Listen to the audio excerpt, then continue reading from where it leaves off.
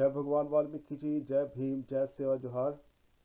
साथियों, आज हम बात करेंगे सावित्रीबाई फुले की, जो पहली जो प्रथम अध्यापिका थी, जिन्होंने पहला जो स्कूल खोला था महिलाओं के लिए।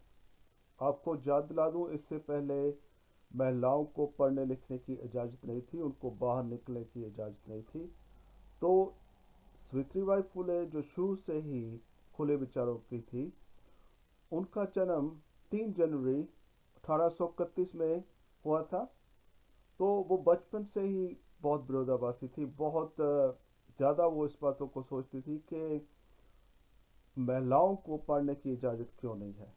तो उनका विवाह फूले से ज्योतिराव फूले से हुआ था, जो कि बहुत ही खुले विचारों के थे, जो समाज सेवी थे।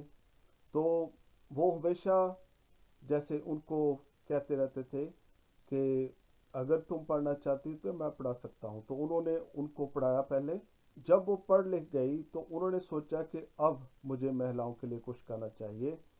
तो वो स्कूल खोलने की सोचने लगी। बहुत मुश्किलें आई, कहीं कोई घर नहीं मिल रहा था, कोई घर उन्हें दे नहीं रहा था, कोई कमरा उनको किराए पर नहीं दे रहा था। तो वो एक महिला थी, उनका नाम फातिमा था, मुस्लिम महिला, उनके पास गई और उन्होंने कहा कि ऐसे ऐसे मैं स्कूल खोलना चाहती हूँ महिलाओं के लिए।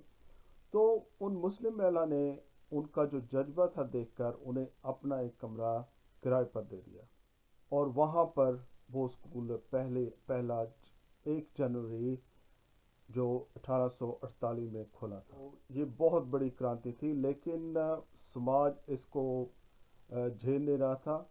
पुणे में ये स्कूल खुला था, महाराष्ट्र में। समाज इसको और नज़रों से देख रहा था, तो उनको बहुत तंग किया जाता था। वो अपने पास एक स्पेयर जो कपड़े रखती थी, क्योंकि यहाँ से वो निकलती थी, वहाँ महिलाएं उन पर वो कूड़ा करकट फेंक देती थी, पानी फेंक देती थी। तो वहाँ वो जाकर स्कूल में जैसे अपने आप को चेंज करती थी और फिर वो बच्चों को पढ़ाती थी। तो इस तरह से उन्होंने बहुत ही ज़्यादा संघर्ष किया। 10 मार्च 1897 में उनकी मृत्यु हो गई।